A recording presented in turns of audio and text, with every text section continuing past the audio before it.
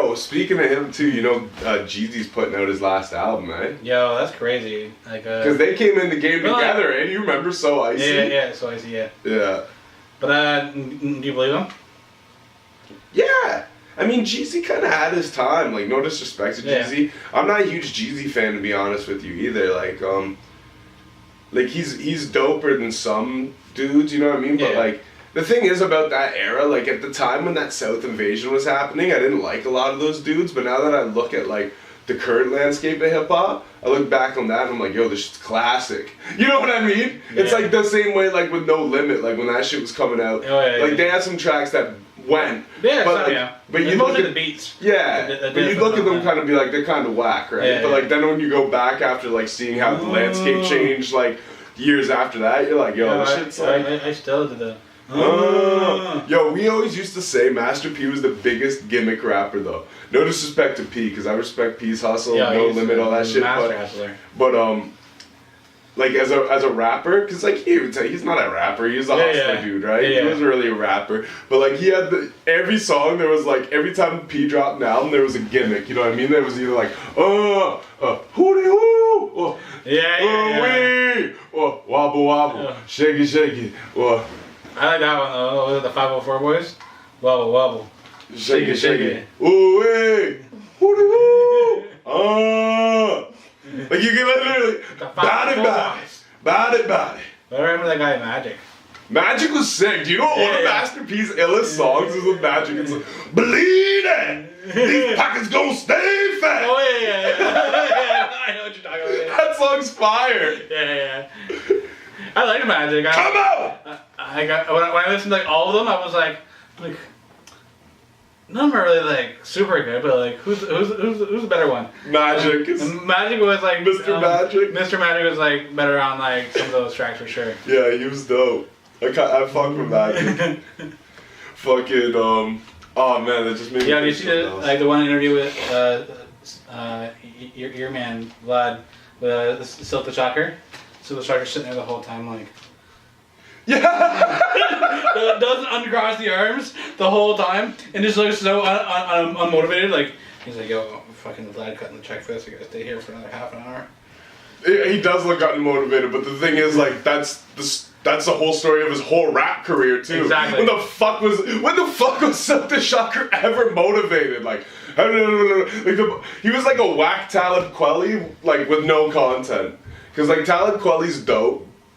But the one thing that was whack about some early Talib Kweli is like the onslaught sentences, like just cramming a million words in. That was like Silk the Shocker's flow. Like always, like just like randomly cram words in. Except like Tally was a dope MC, so you overlook the word cramming because of the content. That's where like Silk the Shocker has no content. No content.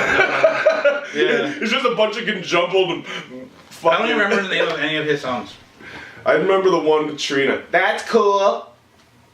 I think I remember the video. They're like in like a fucking like not Blue Mountain, but like it was Trina. Yeah, Trina. Yeah. What about Trina saying what she said something recently like she's not even going on a first date if you can't fly her there privately. Oh yeah. Well, what if we live next door? Like, would you fly Trina private to see her privates? No. That's not worth it? No. What about Trina 20 years ago? Maybe. But like, I'm gonna fly somebody out, like. Yo, who would you take 20 years ago? Foxy Brown or Trina? 20 years ago? Trina.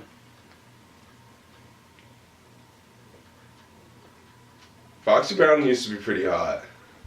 Yeah. But I'm saying Trina. I'd probably still have to go Trina too. Yeah.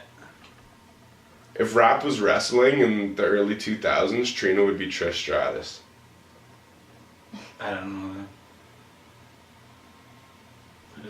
You know your Ric Flair woos, but you don't know Trish Stratus? Nah, I got out of wrestling a long time ago. Damn, fam. The last thing I remember is them changing to WWE from WWF. I was already out. I was already out before that. Yeah, I was out before that. I feel like. Yeah, I was out before that. Maybe not. I don't know. I don't really know, man. I don't know. I think after it was like right after I started watching porno, and I realized my dick can get hard. And I was like, yo, fuck this wrestling shit. Like, I'm gonna watch some real shit. Yeah, like I'm gonna watch some women wrestling. Like, I don't want to watch a bunch of guys fucking in tights rolling around together. I can watch a bunch of girls naked rolling around together. Exactly right. Yeah. There's female wrestling. Yeah. Back then, was there? It's always female wrestling. Yo, shout out to the underground female wrestlers, Caitlin Diamond. I grew up with her. We used to watch wrestling when we were little kids. Some of them are like... My first band I was ever in was with her. Yo, you didn't play in the band. We weren't really a band. We just thought we were. We had like a ukulele and like, you were a trumpet? And like a 20-key keyboard. Were you and trumpet? I don't even know what I did. I just... Okay. Yeah. What do we call ourselves? Were we the Twister Brothers or was that after? Twister.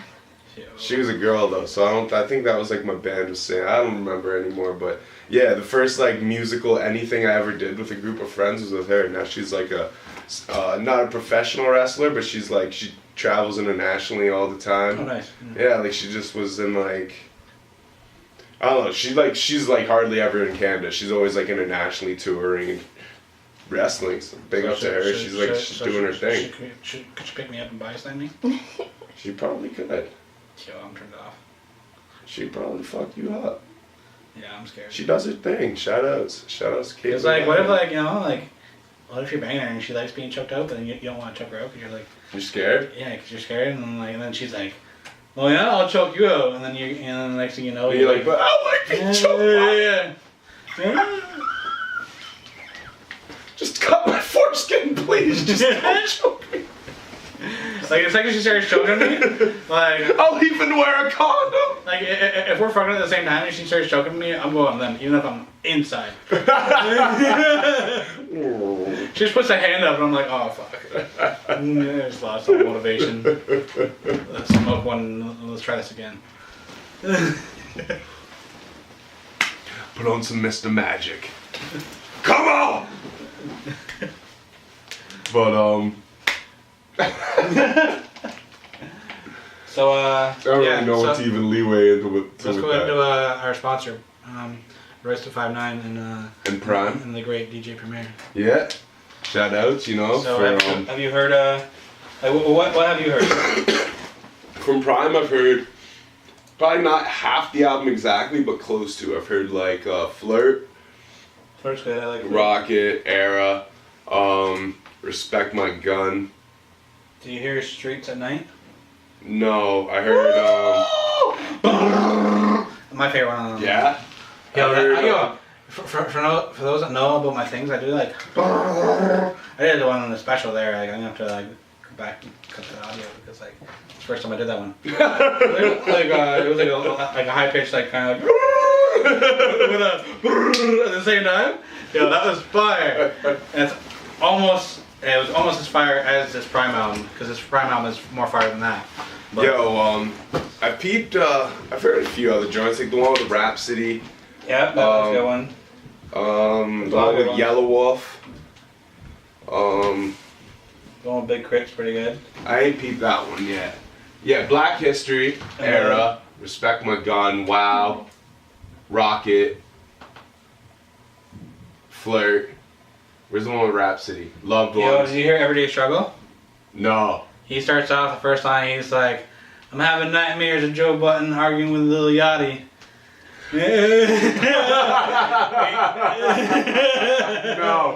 Yeah, and like the whole thing is like about like all like older rappers like judging newer rappers, and like it's kind of dope song like. Yeah. And it's like yo, he says was Eminem accepted? And then he talked about cannabis didn't accept him. Yeah.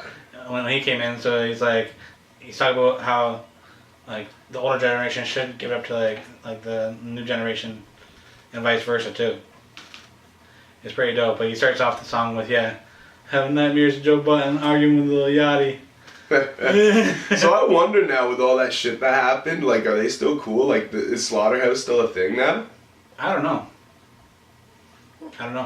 Because Budden was on the last Prime album. But yeah, we're gonna wrap up this episode. And I also think it was dope too, the Lord Jamar and Vlad thing. Yeah. Yeah. But we'll talk about that on the next episode. Until then, Keep jerking off with no lube. you can use lube if you want.